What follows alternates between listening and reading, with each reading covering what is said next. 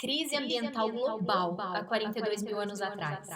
Esse é o título de um estudo que saiu na Science dia 19 de fevereiro, na sexta-feira passada, e que foi um pouco clickbait, né? Ele mostrou algumas evidências de que há 42 mil anos atrás, mudanças meio que catastróficas do clima da Terra teriam sido causadas por variações abruptas do campo magnético do planeta e que então estariam relacionadas à extinção da megafauna da Austrália, à extinção dos neandertais e várias outras coisas loucas que aconteceram no planeta.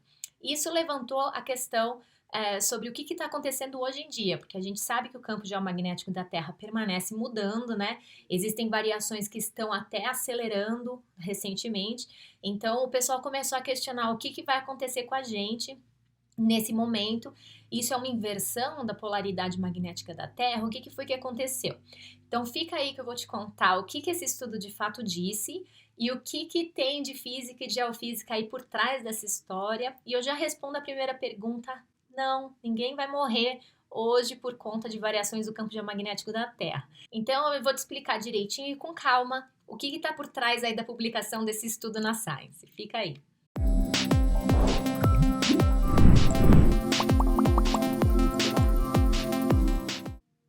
Então vamos começar esse vídeo analisando o que de fato foi feito nesse estudo que foi reportado por esses pesquisadores na Science na sexta-feira passada.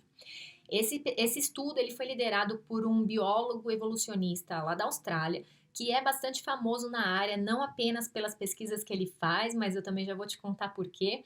E ele trabalhou em conjunto com o pessoal da climatologia, o pessoal que faz modelagem climática, né, que simula as condições atmosféricas em diferentes cenários, e ele trabalhou com o pessoal da paleoclimatologia, que é o pessoal que estuda o clima no passado, pessoal da radioatividade ambiental, que estuda radioisótopos no ambiente, e todo esse time gigante e internacional acabou fazendo essa publicação na Science.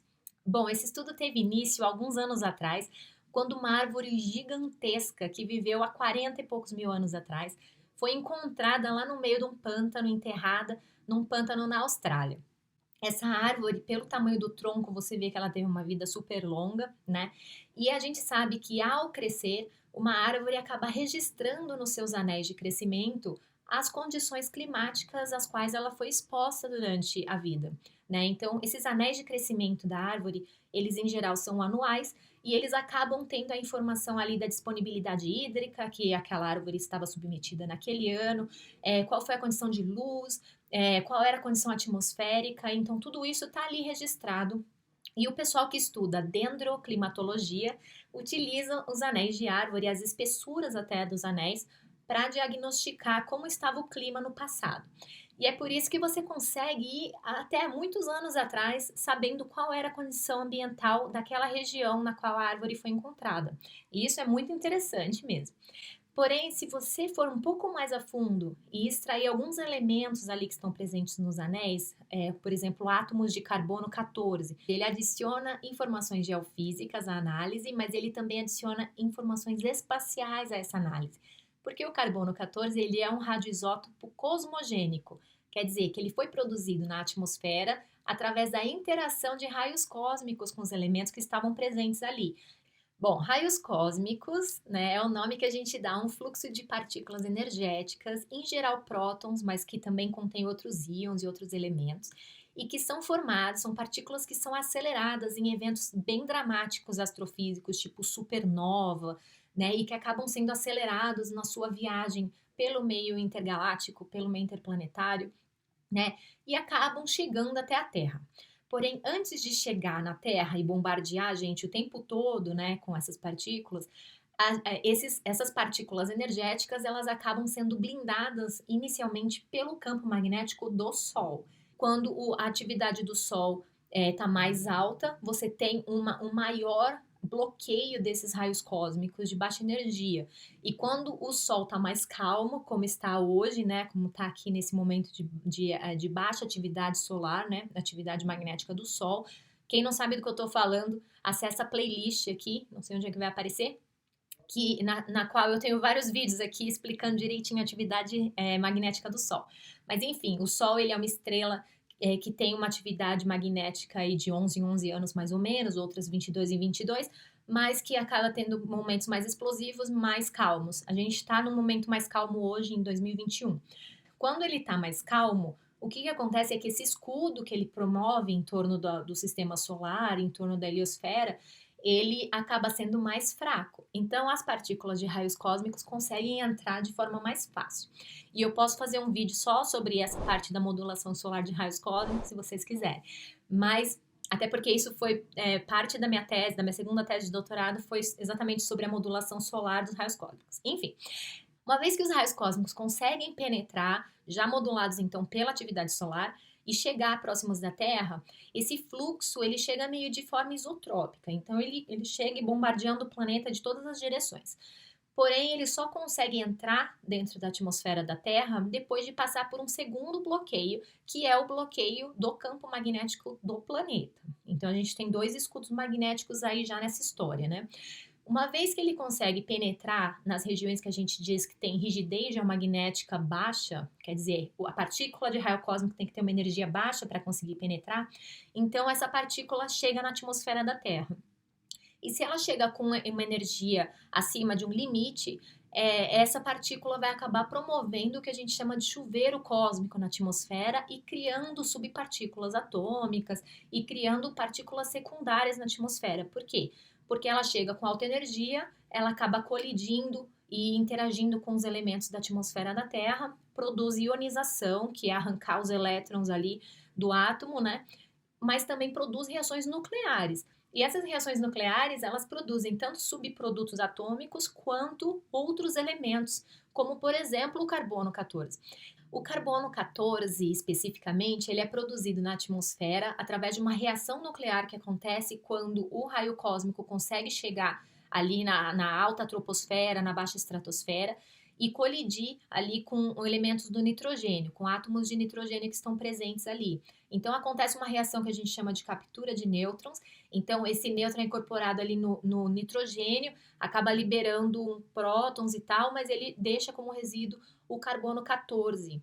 Então, o carbono 14, ele decai em torno de 5.800 anos aí de meia-vida, e ele oxida na atmosfera após a produção e acaba entrando no ciclo orgânico, não só das plantas, mas dos animais também. Então, o carbono 14 ele também pode ser observado nos ossos dos animais, tal, porque ele entra nesse ciclo orgânico aí dos seres vivos. Então, o carbono 14 é um radioisótopo cosmogênico, um outro é o berílio 10. O berílio 10 é também um isótopo do berílio estável, que decai com mais de 10 a 6 anos, então ele tem ali uma meia-vida muito mais longa, e ele não entra em nenhum ciclo orgânico, ele simplesmente ele deposita, ou porque choveu, nevou, ou porque ele vai caindo na atmosfera mesmo.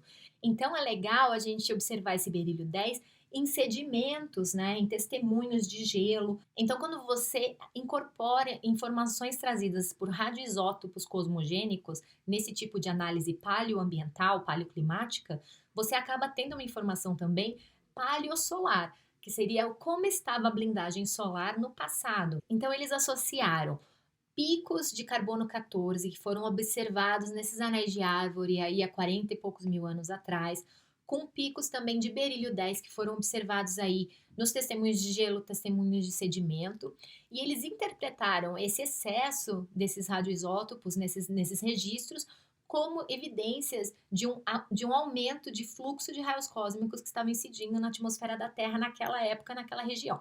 Por que então teria um excesso de raio cósmico? Por 2 motivos que foram citados no paper.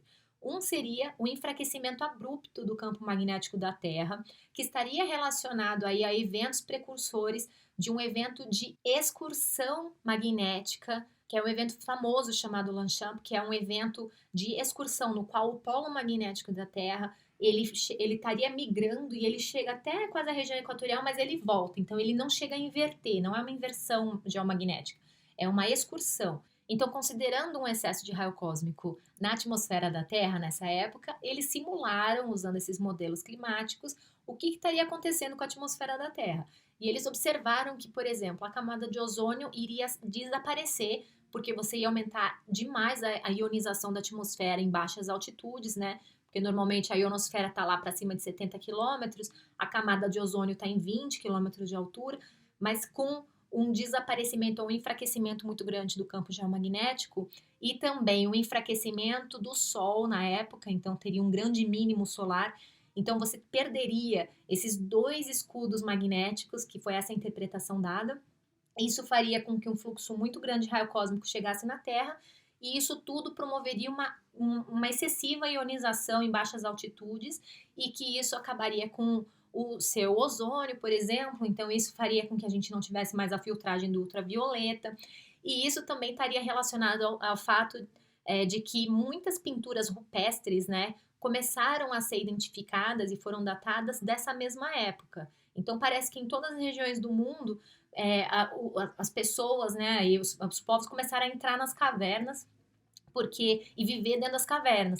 Então até tem essa interpretação de que a tintura que eles usavam para fazer as pinturas e tal nas cavernas seriam então usadas como filtro solar. Eles estariam tentando se proteger das variações do sol, né, do aumento de radiação ultravioleta que estava vindo do sol, porque eles estavam ficando queimados, estavam morrendo e tal.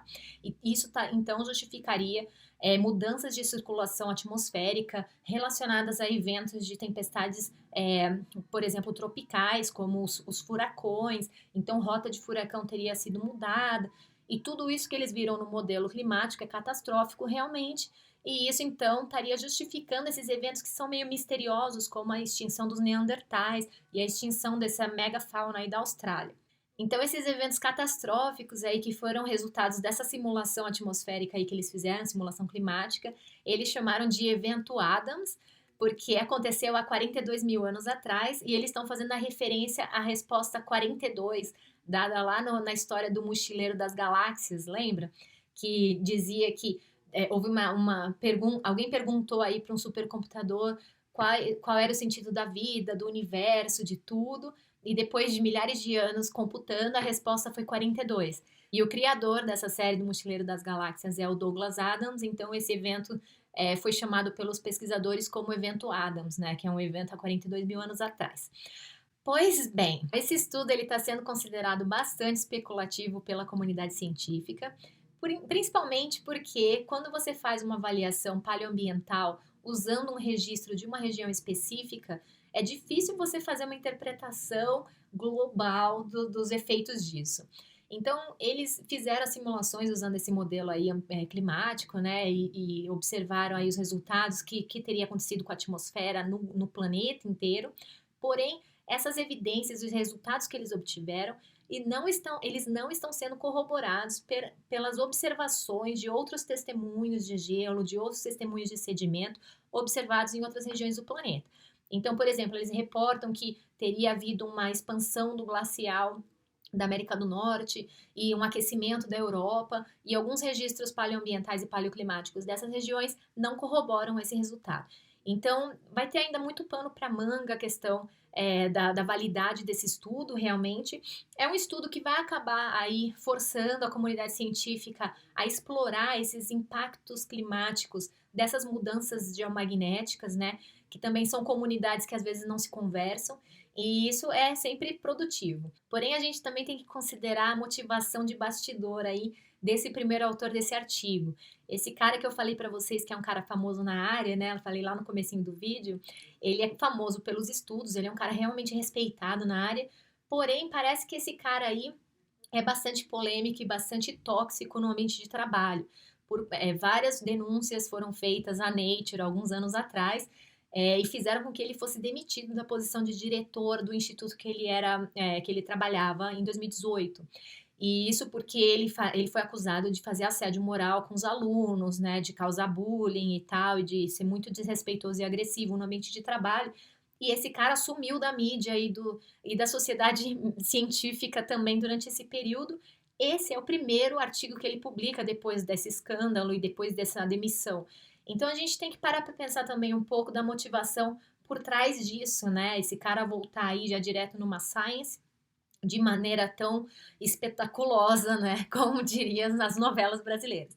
Bom, esse assunto, ele, além de dar muito pano para manga, né? Ele ainda incorpora muitos conceitos geofísicos complexos. Então, eu não vou conseguir abordar aqui nesse vídeo com muitos detalhes, e eu volto aqui, posso até fazer uma série associada a esse vídeo, trazendo um pouco mais de detalhes para vocês, mas só se a gente bater 7.000 e se esse vídeo tiver, sei lá, 100 curtidas, tá bom? Bom, então espero que vocês tenham gostado, que agora estejam mais calmos, né, e que comecem a semana bem. Tchau!